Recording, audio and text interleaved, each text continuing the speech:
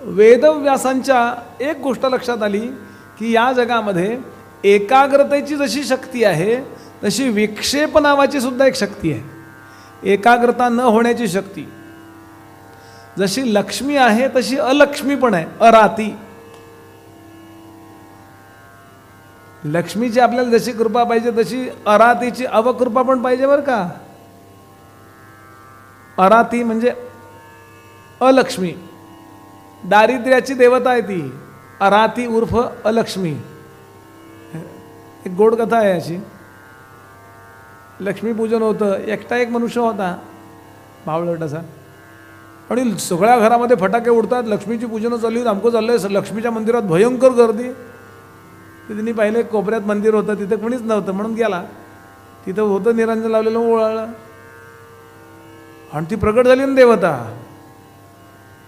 हो, एका ओवाळण्याने एक फुलवाणीने प्रकट झाली. अरे म्हणे माझ्या मंदिरात कोणीच येत नाही, कोण आहेस तू? हा म्हणला मी जाऊ दे कोणी दगड्या म्हटण्या, तुम्ही कोण आहात? ती म्हणली मी दारिद्र्याची देवता आहे. जशी समृद्धीची देवता असते तशी दारिद्र्य नावाच्या गोष्टीची सुद्धा देवता असते. सगळ्या प्रकारचे रोग पसरवणारी अशी. कारण देते, ते देतेच ना, देणाऱ्याला देवता म्हणतात. देव दा यच्छ धातू आहे. अलक्ष्मी आहे मी, अराती आहे, सगळ्यांना दारिद्र्य देते. हो का म्हणलं, एकदम सावध झाला. म्हणून तुझ्याकडे गर्दी नाही असं मनात आल्याच्या. तुला काय पाहिजे? अत्यंत प्रसन्न आहे, काय पाहिजे? हुशार होता तो म्हणला एकच दे, माझ्यावर भरभरून अवकृपा कर. आणि दुसऱ्या दिवशी तो अतिश्रीमंत झाला.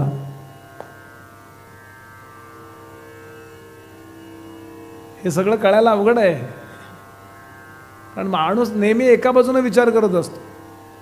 असं इथे विक्षेप नावाची सुद्धा शक्ती आहे. जशी आपली एकाग्रता होते तशी विक्षेप म्हणजे एकाग्रता न होण्याची सुद्धा शक्ती आहे. काही जसं प्लस असतं तसं मायनस पण असतं ना. आणि ते झिरोतून सुरू होतं, आणि झिरो ओलांडून गेलं, झिरो संपला की ब्रह्म सुरू होतं. आकाश तत्वाच्या पेक्षा अत्यंत सूक्ष्म ब्रह्म आहे. आकाशाच्या चाळणीतून त्याला चाळून घ्यावं असं ज्ञानोबांनी लिहिलं आहे. बरं, आणि ही विक्षेप शक्ती याचा शोध व्यासाने लावला. एक दिवस बसल्या बसल्या म्हणजे विचार करतायत, अरे, आणि हल्ली या विक्षेप शक्तीची खूप लोकांवर कृपा आहे बघा.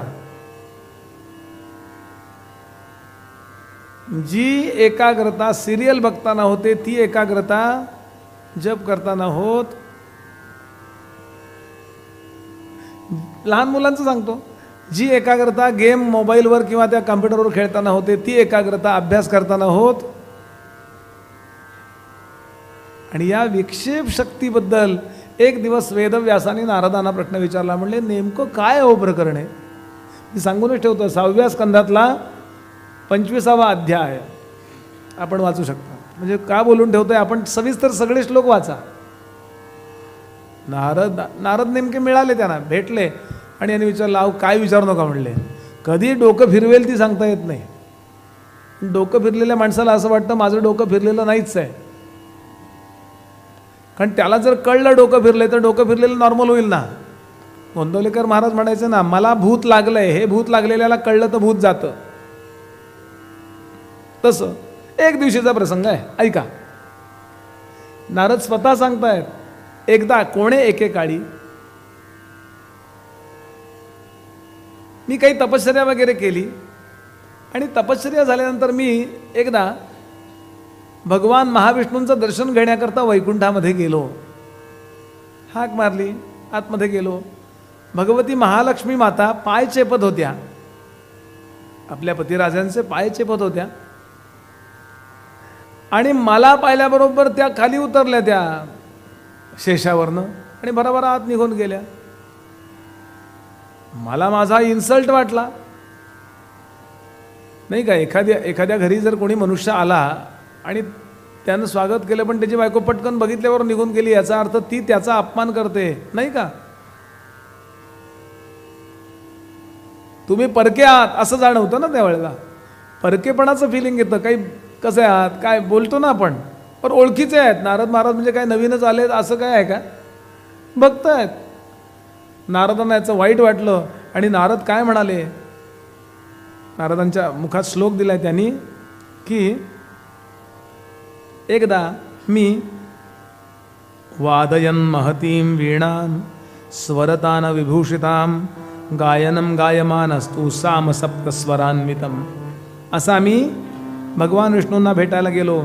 पण मी जेव्हा विष्णूंचं दर्शन घ्यायला लागलो, वीक्षम माम कमला देवी गतांतर्धान, अंतिकात घरात निघून गेल्या. सर्व लक्षण संपन्ना सर्व भूषण भूषिता, नारीणां प्रवरा कांतां रूप यौवन गर्विता, सुप्रिया वासुदेवस्य वरचामी करप्रभा, अंतर्गृहं गतां दृष्ट्वा सिंधुजां व्यंजनान्वितां, मया पृष्ठो देवदेवो मनवाली जगत्प्रभो. मी विचारलं, माझ्याकडून विचारलं गेलं, का हो देवा? भगवान देवदेवेश पद्मनाभ सुरारिहन कथंच माम गता दृष्ट्वा माम गच्छंत मंतिका. मला पाहून लक्ष्मीदेवी आत का गेल्या? मी काय वाईट आहे का? मुलासारखा आहे मी तुम्हाला. असा असून एकदम मान वळून आत का निघून गेल्या? इतका वाईट आहे का मी? अरे नाहम विटो, मी जार पुरुष नाही आहे. स्त्रीकडे पाहताना जी वाईट दृष्टी असते अशी माझी नाही आहे. भक्त आहे मी तुमचा, म्हणजे मुलासारखा आहे मी तुमचा. नाहम विटो नवा धूर्ता, मी धूर्त नाही आहे. बरं, तापसोहं जगद्गुरो, हे जगद्गुरो मी तापसी आहे. जितेंद्रियो जितक्रोधो जितमायो जनार्दन, मी माया जिंकलेली आहे, मी इंद्रिय जिंकलेली आहेत, अमकं केलेलं आहे तमकं केलेलं आहे. असं असताना सुद्धा लक्ष्मीदेवी आत गेल्या, हे मला आवडलेलं नाही.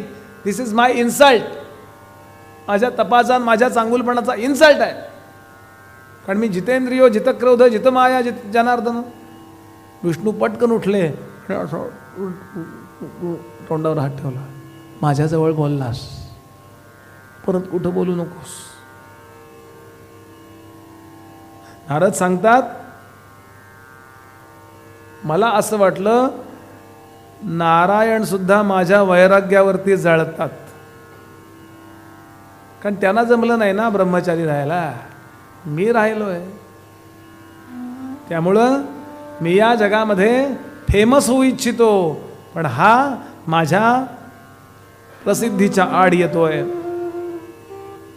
मला लपवून ठेवू इच्छितो, असं माझ्या मनात आलं. आणि एक 2-4 दिवस मी राहिलो तिथे. नंतर लक्ष्मीदेवी भेटल्या, जेवायला वाटलं, काय म्हणतोस नारदा, कसा आहेस? पण मनाला लागलं होतं, अरे मी माया जिंकली आहे, मी माया जिंकली आहे, मी माया जिंकली आहे. माझ्या चित्तामध्ये कधी विक्षेप म्हणजे चुकीचं येऊच शकत नाही. विक्षेप याचे 2 अर्थ आहेत. विक्षेप याचा अर्थ चांचल्य, आणि विक्षेप याचा दुसरा अर्थ, विक्षेप आला म्हणतो ना, विक्षेप के लिए खेद आहे, असा पूर्वी टी व्हीवरती नाही का इतक्या मुंग्या मुंग्या मुंग्या मुंग्या यायच्या, आठवते का आपल्याला? Black and white T V असायचे. म्हणजे त्यावेळेला काय इतक्या मुंग्या यायच्या? कारण टी व्ही गोड असायचा. आता कडू झार झाल्यामुळं अजिबात मुंग्या येत नाहीत. असं एक जण गमतीने सांगत. त्यात याचं विक्षेप, सॉरी फॉर इंटरप्शन, विक्षेपचा अर्थ असाही आहे. आणि झालं, या गोष्टीला काही दिवस गेले असतील. आणि एक दिवशीचा प्रसंग, तो प्रसंग असा की विष्णू म्हणाले, नारदा चल आपण असं करूया, फिरायला जाऊया. कारण मी फिरायला निघालो, विष्णू आणि मी असे आकाशगंगेतनं. त्यांना काही ते गाडी बिडी लागत नाही, असे असे जाऊ शकतात. ते आखरं जशी अशी जातात ना, असे कुठेही उतरू शकतात. तुला नाही का तो रशियातला कोणता पक्षी आपल्याकडे इथे भिवंडीला आला होता, आठवलं का तुम्हाला? ते 3 दिवसात आला. विसा नको त्याला, काही नको काही नको. त्या पक्षी तज्ञांची मोठी मुलाखत आली होती बघा, एक 8-10 दिवसापूर्वी. इतक्या सहजपणाने गेलो आणि इतक्यात एक मोठा तलाव पाहिला, अप्रतिम असा तलाव पाहिला. आणि सांगितलं, विष्णू जरा उतरूया का इथे, माझी संध्या करायची आहे. विष्णू म्हणले, अवश्य, चला चला चला उतरा. दोघंही उतरलो. विष्णू असे बाजूला उभे राहिले. त्यांना संध्या नाही काही नाही, ते स्वतःच अर्घ्य घेतात. हो, त्यांना काही संध्या नाही पिंध्या नाही. ह्या ऋषीमुनींना संध्या. त्याच्याकडे महतीम नावाची विडा दिली, अमकं दिलं तमकं दिलं, ते सगळं चिपळ्या दिल्या, माळा दिल्या. फक्त ते पंचा ठेवला कमरेला आणि नदीमध्ये उतरला. ते त्या बाणवठ्यामध्ये नारद महाराज उतरले. आणि उतरल्याबरोबर तिथे खाली गेल्याबरोबर एकदम झालं असं बुडी मारायला लागते नदीत आंघोळ करताना, खाली बुडी मारायची असते, असं खांद्यावर पाणी नाही घ्यायचं. म्हणून अशी बुडी मारली, बुडूक एकदा गेले काय, बुडूक दोनदा गेले, बुडूक तीनदा गेले. वरती जे आले ते त्यांचं स्वरूप बदललेलं होतं. अप्रतिम अशी सुंदर मुलगी झालेली होती. नारद म्हणजे विक्षेप शक्तीबद्दल बोलतात. इतकी गोड दिसत होती मुलगी. होते 15-20 वर्षाची, सगळ्या लक्षणांनी युक्त, कुणीही मोहित व्हावं अशी. आणि तिचं स्मरण गेलं तिच्या डोक्यातलं की मी नारद हे विसरले. जसं आपण गेल्या जन्मी कोण होतो माहिती आहे का आपल्याला, तसं. आणि बाहेर आली, पाहता पाहता अंगावरची वस्त्र वाळली आणि इतकी सुंदर दिसत होती. सगळ्या प्रकारच्या उत्तम रत्नांनी हात मढलेले आहेत, नखशिकांत, या इथून बिंदीपासून जोडव्यापर्यंत हिऱ्याचे असे सुवर्णाचे उत्तम दागिने आहेत. गळ्यामध्ये अनेक प्रकारच्या माळा आहेत, आठीबोटामध्ये अंगठ्या आहेत. इतका गोड चेहरा, छान वेणी घातलेली, सुंदर अशा प्रकारचा अंबाडा. कुणी बघत राहावं. म्हाताऱ्याला कुणीही तरुण भुलावा, म्हाताऱ्याला तरुण झाल्यासारखं वाटावं, इतकं गोड रूप पाहिलं. आणि नेमका तिथे एक राजा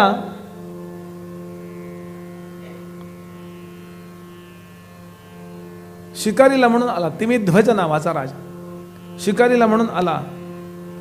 आणि तिथे आल्याबरोबर त्यानं हाक मारली, अरे कोण आहेस तू? आता हिला आठवतच नव्हतं ना कोण आहे ते. आई वडील काहीच तिला कळेना. नाही का, एखाद्याची स्मृती गेली ना तर कोण समोर आहेत कळत नाहीत. ही बायको आहे, ही आमका आहे, आई आहे का, मुलं आहेत, काही नाही का. डोक्याचा ॲक्सिडेंट वगैरे होतो ना, आपण चित्रपटात वगैरे पाहतो बघा, स्मृती गेली म्हणतात असं. आणि झालं. मग यांनी सांगितलं, बाई तुला कोण? त्यांनी आंघोळी बिंगोळी केल्या सगळ्या राजा लोकांनी. तिमिध्वज राजाने स्नान केलं, सगळं आटोपलं. आणि त्या राजानं विचारला प्रश्न, माझ्या रथात बसतेस का? आता काही चॉईस नव्हता. बरं इतकं प्रेमानं विचारलं की ती नाही म्हणली. नाही, राजाच्या रथात बसली आणि त्याच्याबरोबर राजवाड्यात गेली. लोकांनी विचारलं हिचं नाव काय? तिला विचारलं तुझं नाव काय? ती म्हणली आधार कार्डच नाही माझं. मग राजाने तिचं नाव ठेवलं सौभाग्य सुंदरी असं नाव ठेवलंय. बरं का, इथे ही कथा इथलीच सांगतो. सौभाग्य सुंदरी असं नाव ठेवलं. आणि अत्यंत सुंदर दिसणारी ही मुलगी. एक 2-4-8 दिवस गेले असतील. राजाने प्रश्न विचारला, तुझी जर काही ना नसेल तर माझ्याशी विवाह करशील का तू? मला खूप आवडली आहेस तू. ती म्हणली हो. दोघांचा विवाह झाला. आता तिला करिअर आला, हा माझा पती आहे. बरं राजा आहे काही सामान्य नाही, सगळ्या प्रकारची सुख लोळण घेत आहेत तिथे.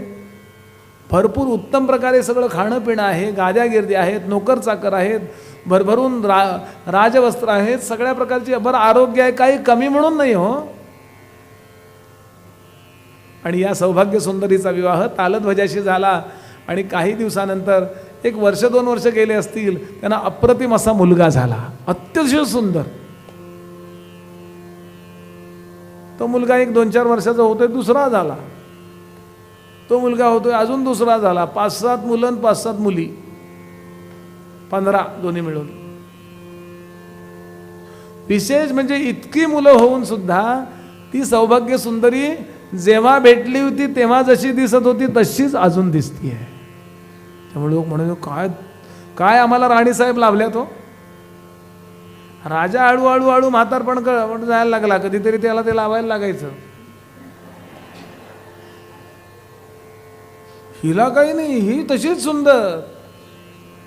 मुलं मोठी झाली, मुलांची लग्न झाली, करावीच लागली योग्य त्या वेळेला. आणि मुलांची लग्न झाल्यानंतर ज्या सुना आल्या त्या जर हिच्याजवळ बसल्या तर त्यांच्यापेक्षा ही चांगली दिसायची. सासूबाई तुम्ही आमच्याबरोबर येऊ नका, कोण सासून कोण सून कळत नाही.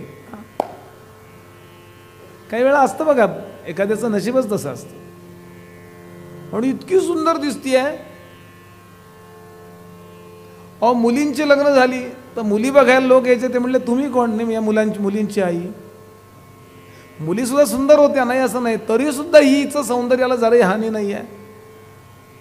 अहो मुलांची लग्न झाली, त्यांना मुलं झाली, ती मोठी व्हायला लागली, आजी तशीच. संतूर वगैरे होता की नाही मला माहित नाही त्यावेळेला. इतकी गोड दिसतीये. सौभाग्य सुंदरी नावाची ती मुलगी. आणि पाहता पाहता नातवंड झाली, नातवंडांची लग्न झाली, तरी ती तशीच. आणि सगळी सुख रेलचेल, काही कमी म्हणून नाही हो. आता मुलांवर प्रेम करतीये, नातवंडावर प्रेम करतीये, नातवंडांना मुलं झाली त्यांच्यावर प्रेम करतीये, गटगटीत. बरं अभिमान वाटायचा राजाला, थोडा अभिमान वाटण्यापेक्षा इन्फिरिटी कॉम्प्लेक्सच वाटायचा काही वेळा. लोक म्हणायचे हे तुमचे आजोबा का? नाही, मिस्टर आहेत हे माझे. आणि गंमत अशी झाली की कुठल्या तरी राजाचं आक्रमण झालं. कुठल्या तरी राजाचं यांच्या राज्यावर आक्रमण झालं. राजा तर काही युद्धाला गेला नाही, कारण तो निवृत्त होता, पण त्याचा मुलगा आणि सगळी मुलं आणि नातवंड युद्धाला गेली. अशी पराक्रमी हो. पण काय त्या राजाजवळ सिद्धी होत्या माहिती नाही. तो आलेला होता, त्यानं या सगळ्या मुलांना आणि नातवंडांना मारून टाकलं, सैन्यही मेलं. कसं तरी युद्ध जिंकलंय, पण मुलं संपली, नातवंड संपली. काय एखादा पण तो राहिला असेल माहिती नाही. आणि तो तालध्वज राजा कोसळला. समर्थांनी म्हटलंय, बालपणी मरे माता, तरुणपणी म्हणे मरे कांता, वृद्धपणी मृत्य सुता, या नाव आदी भौतिक. याच्यासारखं दुःख नाही हो. आणि म्हणून राजा आणि ती राणी, तिलाही दुःख झालं. प्रेम खूप आहे ना एकमेकांच्यावर, सगळ्यांच्यावर. आणि जाऊन तिथे त्या प्रेतांची छिन्न भिन्न झालेली प्रेत, ज्या बाळाला भरवलंय, ज्या बाळाला, ज्या नातवंडाला नाऊ माखू घातलंय, त्यांची ती अवस्था पाहिली आणि इतकं दुःख झालं. कधी दिवस सुखाचा, पुत्र जन्मोत्सवाचा. कधी असा दिवस असतो की घरी काही चांगला जन्म झाला म्हणून आनंद असतो. कधी दिन उगवे की मृत्यू कोलाहलाचा, मनुज निज शीर्षी हर्ष शोका सिवाही, दिवस जगती सारे सारखे येत नाही.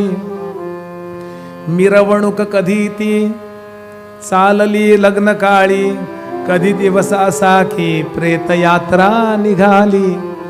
मनुज निज शीर्षी हर्ष शोका सिवाही, दिवस जगती सारे सारिखे येत नाही.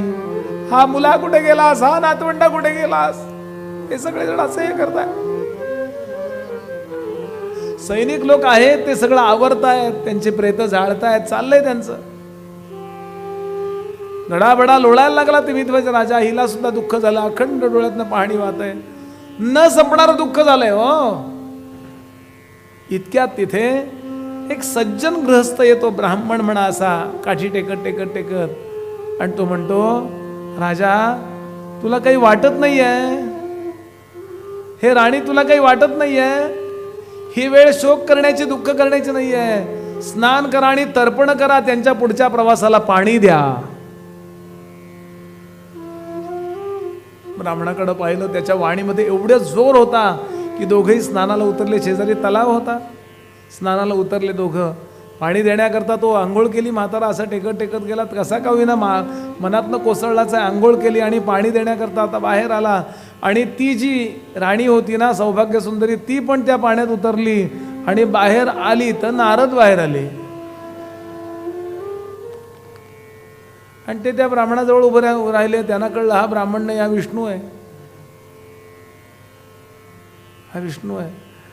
आता नारदांना गेल्या जन्मीचं आठवतंय सगळंच.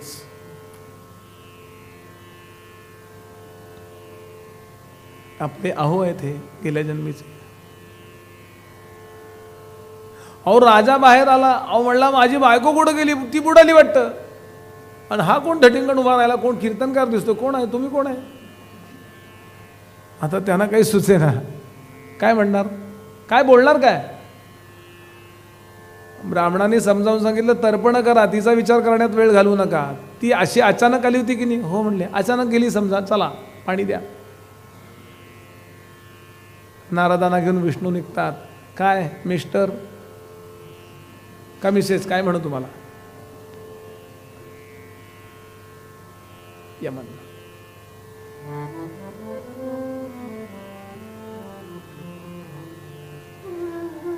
जित क्रोधो जित कामो जितेंद्रिय असं म्हणलात ना तुम्ही.